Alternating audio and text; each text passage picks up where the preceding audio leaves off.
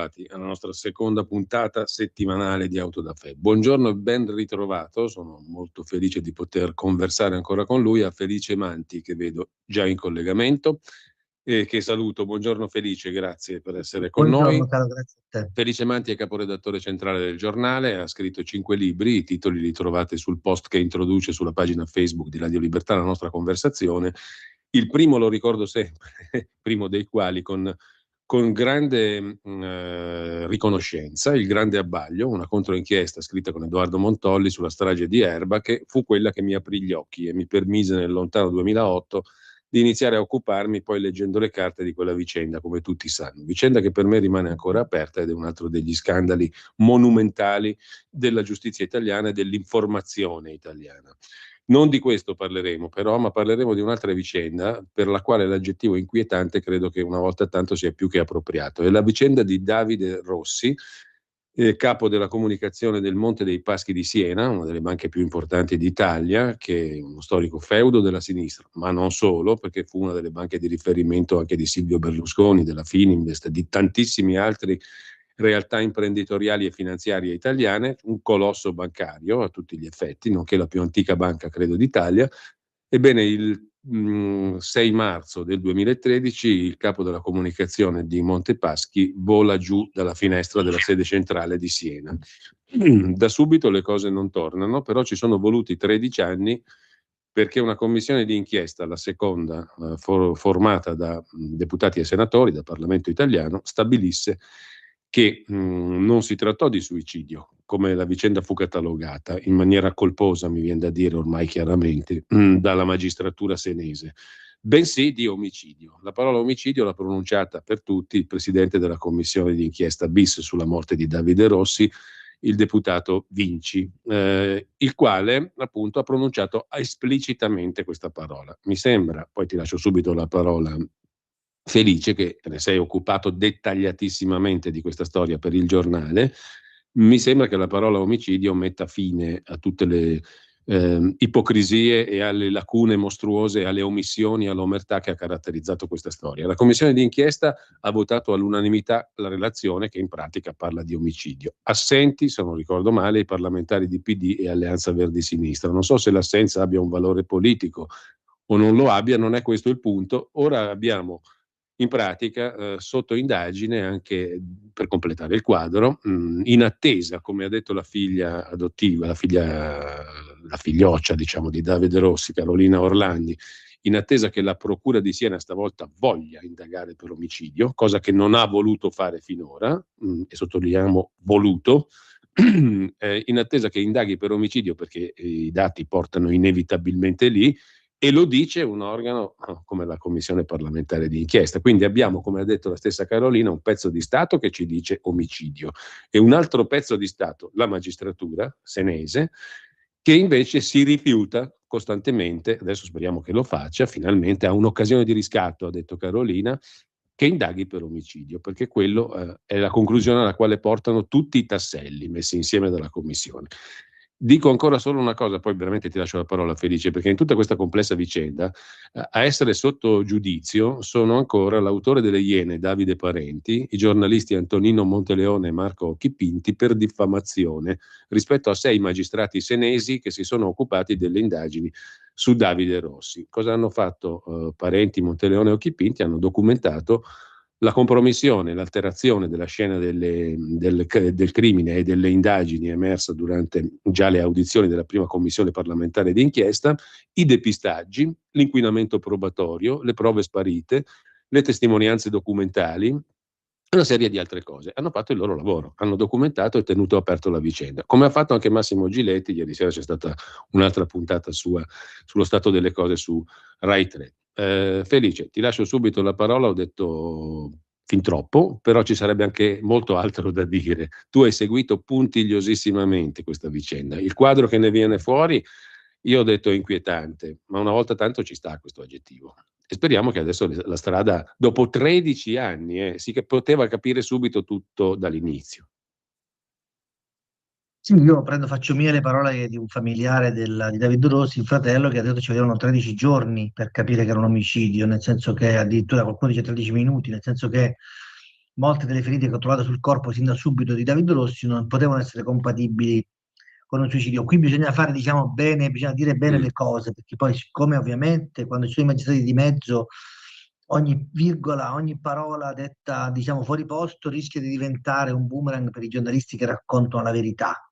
Questo è il grande tema, purtroppo. Sì.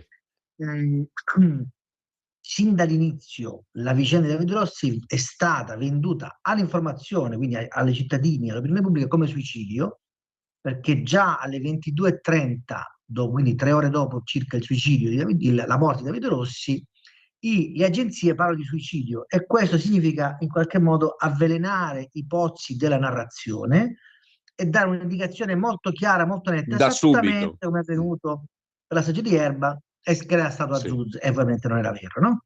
Sì. Questo perché è importante? È importante perché chiaramente quando tu avveleni i pozzi della narrazione e dici che un fatto è un suicidio, è chiaro che poi cosa succede? Scatta il classico meccanismo dei familiari legittimo che non accettano il fatto che uno del loro congiunto si sia tolto la vita, che abbia meditato di fare questo gesto estremo senza dargliene conto, e quindi in qualche modo da parte dei parenti è legittimo pensare che questo suicidio non sia un suicidio, è un atteggiamento legittimo. Quando poi ci si rende conto, ci si è resi conto che invece, diciamo, la pista di suicidio non poteva stare in piedi, ma lo dicevano le prove, e poi le Iene, che sono state bravissime, eccezionali in questo, come tante altre vicende, come per la strage di Erba, hanno documentato che i punti neri in queste inchieste erano più di uno, è apparso pacifico che ci fosse, diciamo, quantomeno la volontà da parte della procura di, diciamo, di cercare di allontanare dalla banca MPS, già sotto il mirino della magistratura, qualsiasi altro tipo di pista e di altra, diciamo, situazione che potesse essere in qualche modo legata alla crisi della banca. Perché? Perché noi stiamo ragionando di una morte avvenuta mentre una deputazione di inquirenti era dentro le stanze della banca senese, perché quella banca, per una serie di operazioni spregiudicate che non staremo qui a spiegare Sì. in termini tecnici, rischiava il KO, come poi in qualche modo è successo, perché come sappiamo la banca è stata comprata dallo Stato, ripulita, e adesso è talmente buona, è talmente perfetta, perché bastava evidentemente non tanto per mettere i conti a posto, da essersi comprata il salotto buono della Sì. finanza milanese, cioè Mediobanca. Quindi parliamo di una banca che era già nel mirino della magistratura per motivi, diciamo, economici, no? Per crack, insomma, buchi finanziari, operazioni spericolate, eccetera. Per cui sin dall'inizio si è pensato che la volontà della procura di puntare sull'azione suicidaria fosse un tentativo di, come dire, non associare questa morte al crack della banca. Noi ancora oggi non sappiamo se le due cose sono collegate. Certamente noi sappiamo che, e ce lo dice finalmente la scienza dopo 13 anni, è stato un omicidio, perché David Rossi ha delle ferite compatibili con un'aggressione. Ci sono volute 4 autopsie di 4 esperti diversi, ma alla fine si è venuti a questa verità che è oggettiva e scientifica. È stato probabilmente picchiato e creduto nel suo ufficio, lo dimostrano anche le ferite al volto, compatibili con il fatto che qualcuno gli premesse il volto verso i fili antipiccione che fuoriuscivano dalla sua finestra. È stato trattenuto per il polso, come da subito è apparso chiaro, soprattutto alle Iene, guardando le ferite sul lato sinistro, sul polso sinistro di David Rossi, dove c'era appunto l'orologio. Per cui in buona sostanza è pacifico che lui certamente non fosse solo. La commissione d'inchiesta David Rossi, la seconda, presieduta da Gianluca Vinci, ha ipotizzato anche che David Rossi avrebbe manifestato o potuto manifestare qualche velleità suicidaria, ma sappiamo benissimo purtroppo che non sempre i suicidi, diciamo, riescono ai primi tentativi, perché ovviamente l'istinto di conservazione spesso prevale sulla disperazione che ci porta a commettere questi atti, diciamo, di impeto, no? Quindi è plausibile pensare che una ipotesi suicidaria fosse in qualche modo coerente con il comportamento e l'atteggiamento di David Rossi negli ultimi giorni, anche se altre vicende, come il fatto che lui volesse comprare la TV, si fosse iscritto in palestra, bla bla bla, ci raccontano invece un'altra persona. Ma quando si tratta di persone che valutano la possibilità di uccidersi, è sempre molto difficile addentrarsi in questi meandri della mente. Quando le Iene sono occupate di questa vicenda, che cosa è venuto fuori anche? È venuto fuori anche che Quando la polizia è arrivata sulla scena del delitto, un agente ha fatto un video con il telefonino, che già per fortuna erano abbastanza, diciamo, smart, comunque con una Sì. telecamera d'urgenza, e ha ripreso una scena del delitto che poi all'arrivo degli inquirenti è stata in qualche modo, io dico, contaminata, se non addirittura manomessa. E Sì. questo è un fatto evidente: computer acceso, computer spento, finestra aperta, finestra chiusa, libri spostati, giacca da buttata sulla sedia a, diciamo, messa regolarmente nella spalliera. E Felice, Quindi mi sembra che questo qualcuno... quadro l'abbia confermato anche l'ex colonnello dei carabinieri a Siena, Pasquale Aglieco, no? Sì, questo, il colonnello dei carabinieri Pasquale Aglieco, che in questo momento è latitante da Mamette, che è sotto una serie di procedimenti per alcune accuse che ha fatto alla Procura della Repubblica di Siena, ha, diciamo, confermato quello che appariva già dalle immagini della polizia scientifica confrontate con le immagini della scena del crimine dopo l'arrivo dei magistrati. Sì. Ok? Ci sono dei fazzolettini sporchi di sangue su un cestino che non sono mai stati repertati. Lì, anche lì non si capisce se questi fazzolettini di sangue fossero sporchi del sangue di David Rossi o di qualcun altro. Il presidente della commissione d'inchiesta, Gianluca Vinci, sostiene che se i fazzolettini di sangue fossero effettivamente correlati all'omicidio, gli assassini li avrebbero evidentemente fatti sparire. Diciamo che ci ha pensato l'incuria e l'insufficienza, o diciamo la sciatteria con cui sono state condotte le indagini al primo momento, e certamente, ripeto, rispetto a un'ipotesi suicidaria, contaminare la scena del delitto è certamente sbagliata, ma evidentemente ad avviso dei magistrati non era così importante da compromettere la scena del delitto. Tanto è vero che il CSM, e parliamo del referendum di giustizia e di come il CSM di Sì. fronte a errori macroscopici dei magistrati chiuda sempre un occhio e faccia spallucce, di fatto per questo genere di errore oggettivo, formale, documentato, anche testimoni oculari, non sono stati puniti i magistrati, anzi sono stati tutti promossi. Addirittura Nicola Marini è diventato il capo della procura di Siena. Nicola Marini è uno di quei magistrati che ha portato alla sbarra Antonio Monteleone, Davide Parenti e Marco Chipinti, l'autore delle Iene, Sì. perché a loro avviso le Iene avrebbero messo in correlazione il, tra virgolette, depistaggio, cioè la manipolazione della scena del crimine, quindi l'impossibilità di fare chiarezza definitiva sulla morte di Davide Rossi, con i famosi festini sessuali, ai quali, secondo un testimone oculare confermato, la cui attendibilità è confermata dalla Procura di Siena e anche di Genova, avrebbe riferito che a questi festini partecipavano sia, ai noi, David Rossi, sia almeno 2 dei 3 magistrati che hanno fatto queste indagini. E a questi festini avrebbe partecipato anche il famoso colonnello dei carabinieri Pasquale Aglieco, che era presente alla scena del crimine pur non essendo titolato dalla procura a fare le indagini, perché le indagini le aveva in mano la polizia. E anche lì ci sono tante situazioni che non tornano anche rispetto alla, tra virgolette, conflittualità tra le forze dell'ordine. Quindi sulla vicenda investigativa, al di là del movente, ci sono state le interferenze, polizia, carabinieri, procura sì, procura no, che hanno certamente compromesso un quadro che avrebbe potuto comportare una verità più chiara sin dall'inizio. Poi è evidente che le Iene hanno avuto il merito, e la trasmissione televisiva inevitabilmente ha avuto la forza e anche, come dire, l'efficacia di mettere insieme una serie di pezzi che non tornavano. In particolare parlo ovviamente della caduta di David Rossi, Sì. perché quando David Rossi cade resta per diversi minuti Ecco, sull'asfalto di fronte al suo questo ufficio e non viene soccorso, nonostante, diciamo, qualcuno fosse lì davanti al monitor a vedere questo corpo esanime, e soprattutto rispetto alla presenza documentata di un soggetto che si avvicina nel vicolo, vede David Rossi e sì. se ne va. E poi ci Persone sono, mai... se non sbaglio, Felice, hanno documentato le perizie che sono state, che tu citavi, portate in commissione, che sono entrate e uscite dalla sede del Monte Paschi di Rocca Salimbeni, da dove precipita Rossi, diverse persone per quasi un'ora, per circa Diciamo che un'ora. c'è la possibilità concreta che alcune persone abbiano utilizzato degli ingressi e delle uscite non vigilate o non sotto il Mai controllo delle identificati camere, costoro. ma in qualche modo identificate. Qui ovviamente noi non possiamo puntare il dito su alcun soggetto che è già stato identificato come persona che è entrata ed è uscita da quegli uffici e che ancora non è stata interrogata formalmente o comunque non è stata formalmente coinvolta, quindi non stiamo qui a discutere di responsabilità. Noi facciamo il nostro mestiere di giornalisti e i giornalisti si dividono in 2 categorie: quelli che fanno CTRL C, CTRL V e quelli che vanno a vedere le carte.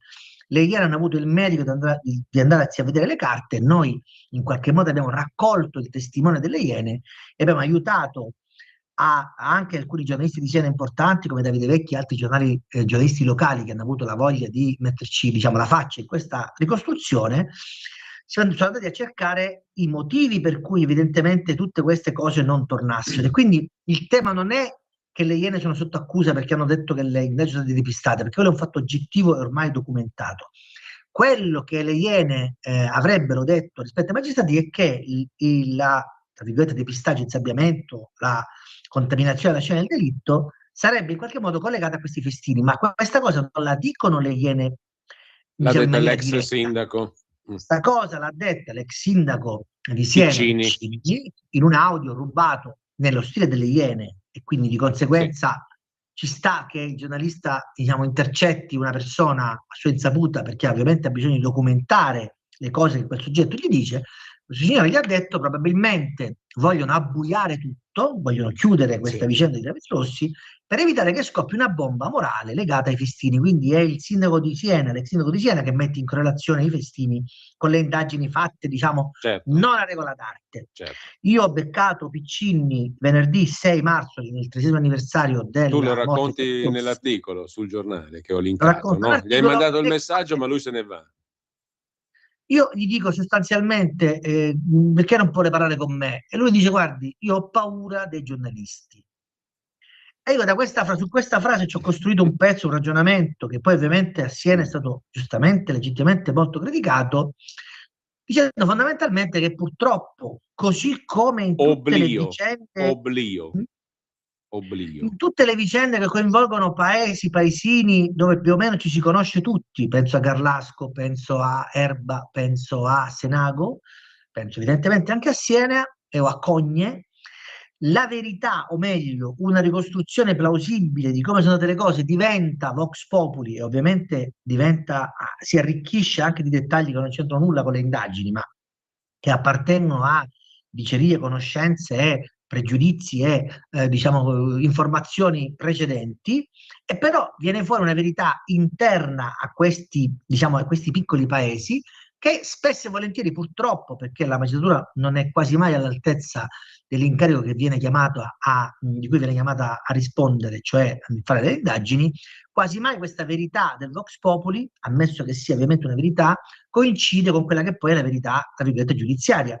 E questa vicenda di David Rossi è importante perché? Perché dimostra una serie di cose. Dimostra che se i giornalisti fanno il loro lavoro e non si fidano criticamente di quelle che sono le conclusioni della magistratura, ma vanno a verificare e addirittura vanno in opposizione a quelle che sono le conclusioni della magistratura, che siano sentenze, che siano autopsie, che siano verbali, che siano testimonianze, la verità prima o poi esce fuori, perché ovviamente, come in questi casi purtroppo, la scienza spesso e volentieri dice tutto e il contrario di tutto.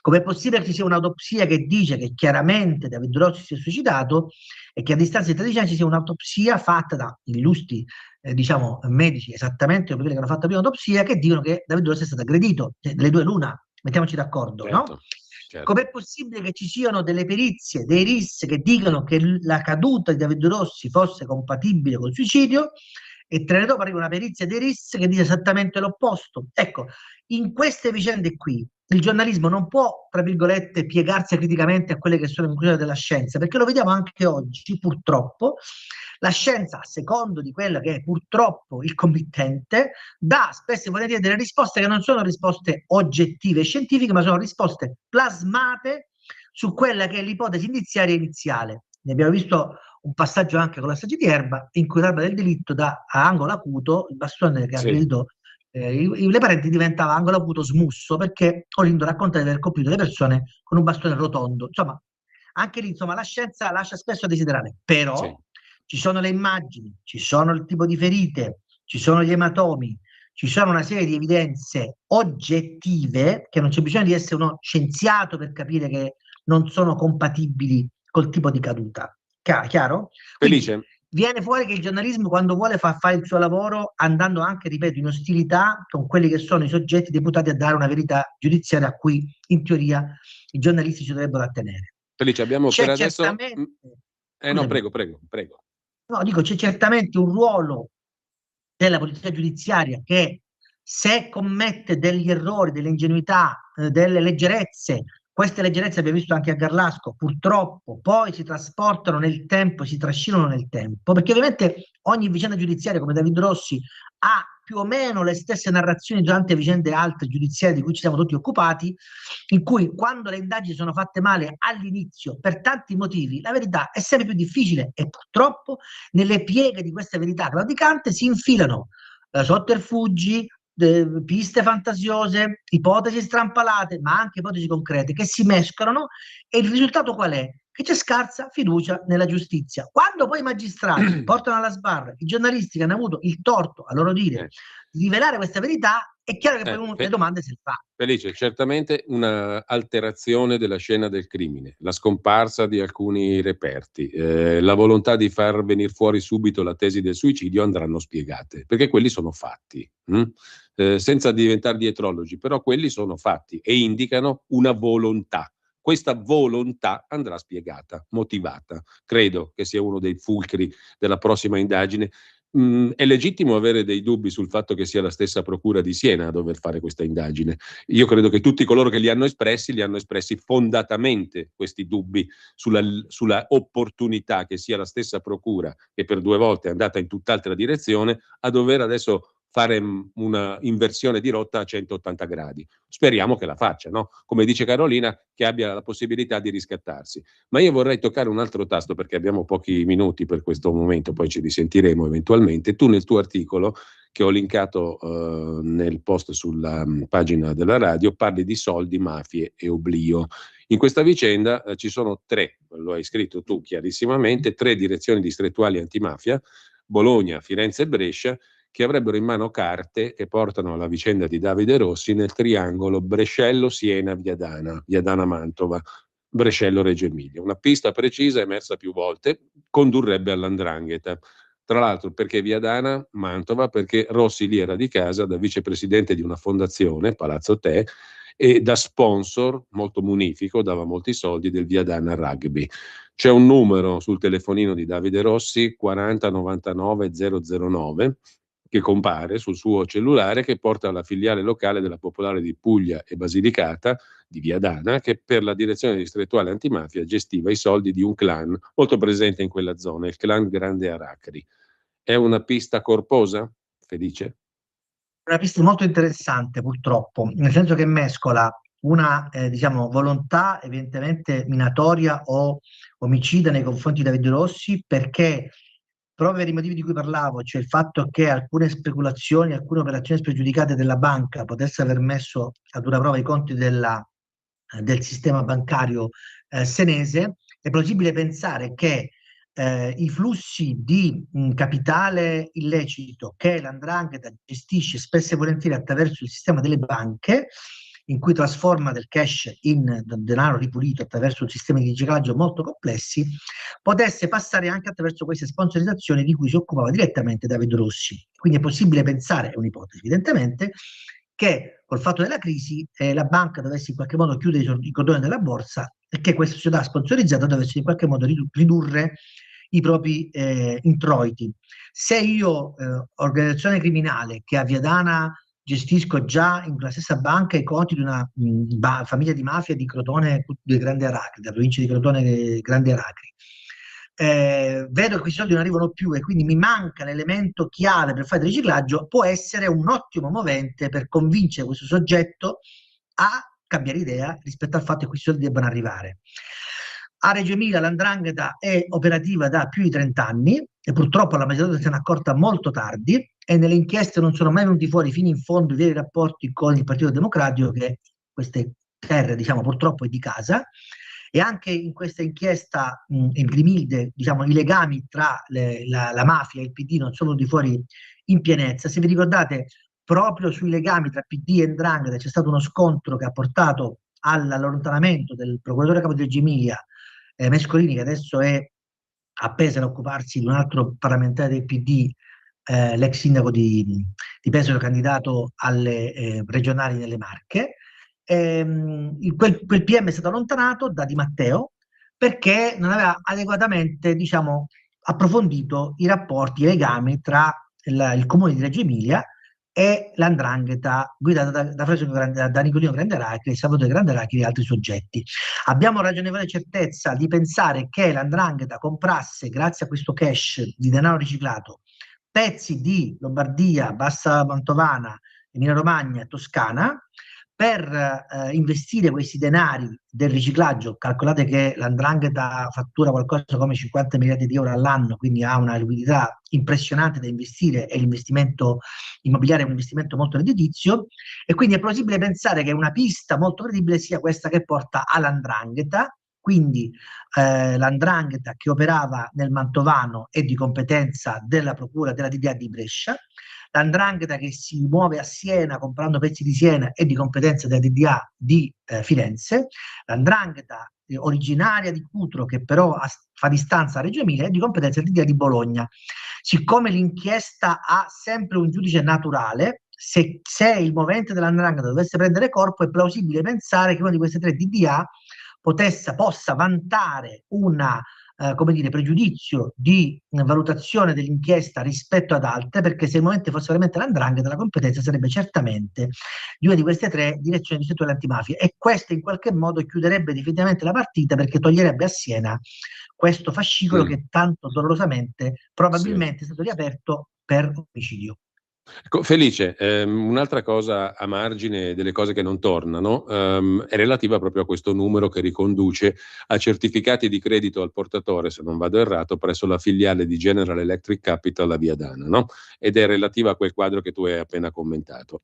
Funzionari e manager di Telecom Italia, sentiti dalle autorità giudiziarie, hanno detto che quel numero lì era per la ricarica del telefonino, cioè un'informazione completamente fuorviante e sbagliata. Anche questo, fammi dire, rientra nel quadro delle cose che non tornano per una precisa volontà, evidentemente, perché io non posso supporre che questa cosa sia stata detta per sbaglio.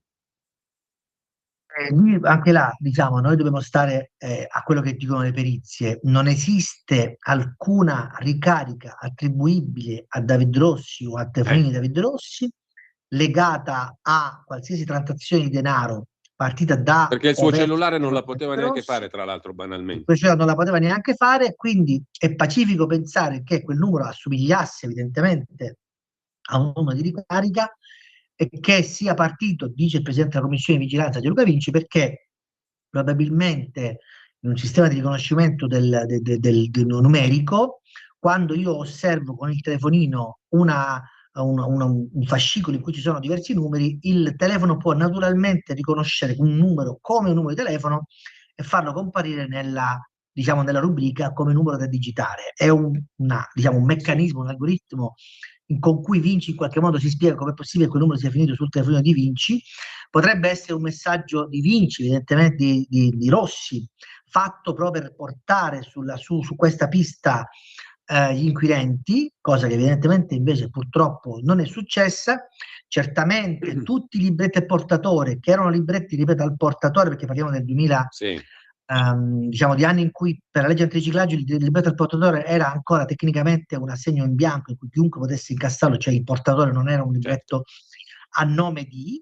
Poi la legge antiriciclaggio ha ovviamente abolito questo genere di strumenti, infatti non esistono più. Quei libretti erano in scadenza nel 2013, e probabilmente i libretti al portatore, lo dicono le normative antiriciclaggio, ma lo dicono anche le inchieste, sono strumenti perfettamente sovrapponibili a quelli che sono gli interessi delle endrine che gestiscono migliaia di euro in contanti, versare dei libretti anonimi queste risorse attraverso dei prestanome, si chiama smurfing in termini tecnici, che versano piccole somme in questi libretti, come se fossero nonni, zio, qualcuno che ha un figlio piccolo, un nipote piccolo, e poi questi libretti, una volta che sono incassati, diventano di fatto denaro ripulito, di cui nessuno può conoscere la Sì. provenienza, ma di fatto è un denaro che si può tranquillamente utilizzare per fare altri investimenti. Questa è proprio la classica modalità di riciclaggio. La 'ndrangheta ricicla quantità enormi di denaro, è plausibile pensare che lo faccia anche Allora, attraverso il sistema Felice, bancario compiacente. abbiamo 30 secondi, ti chiedo un commento lapidario su ciò che tu racconti nel tuo articolo intitolato appunto Soldi, mafia e oblio sul giornale. Se andate sul sito del giornale sotto l'autore Felice Manti trovate tutti gli articoli, ve lo consiglio, leggeteli di Felice perché fanno il quadro della situazione completo. Ecco, tu scrivi nell'ultimo articolo a richiedere le carte della commissione di inchiesta che parlano di omicidio sono i sostituti della Procura di Siena De Flammineis e Ludovici. E riporti le parole di un cronista locale, gli stessi sostituti, gli stessi magistrati che si sono già occupati di questa storia, e si è visto alla fine della scorsa legislatura. Hanno scritto 3 righe per dire che non ci sono elementi per la riapertura. E questa è l'osservazione critica del cronista, che fa il paio anche con quella di Carmelo Miceli, ex parlamentare del PD, avvocato. Il partito lo ha ricandidato in posizione non eleggibile, quindi un avvocato e un politico scomodo. L'avvocato che rappresenta la figlia di David, Carolina Rossi, e la vedova. David Rossi è stato ucciso e la procura di Siena apre un fascicolo contro ignoti. Non è accettabile, dice Miceli, che accusa la procura di Siena di non volere la verità. Tuo commento veramente da tweet, velocissimo, perché siamo...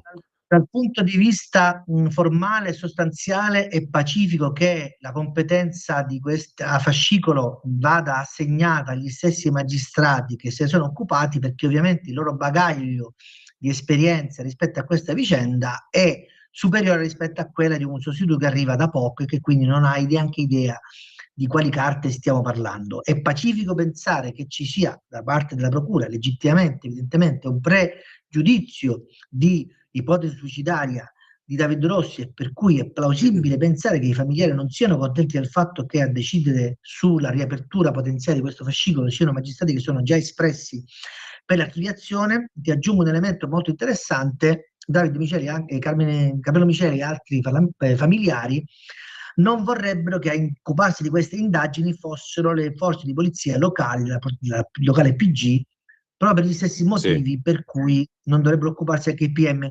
E anche questo elemento è un elemento che torna a, diciamo, riproporre una questione, tra virgolette, della provincia italiana, per cui Sì. chi è troppo vicino a certe vicende ne è in qualche modo condizionato e quindi non ha la necessaria leggerezza e la necessaria libertà mentale di occuparsi di queste vicende senza aver maturato un personale pregiudizio. Ed è poi il motivo per cui spesso e volentieri nelle questure di frontiera, ma anche in quelle calde o in quelle normali come Siena, c'è un avvicendamento veloce degli inquirenti, proprio perché è importante Bene. che non ci sia un legame forte tra la polizia e il luogo, perché sennò poi le indagini vanno in direzioni diverse da quelle che dovrebbero essere indagini naturali, per non disturbare certi manovratori che a Siena finora hanno fatto e disfatto il bello e il cattivo tempo. Allora, ci risentiamo. Grazie a Felice Manti, caporedattore centrale del giornale. Grazie Felice, buona giornata. A te, grazie, buona giornata.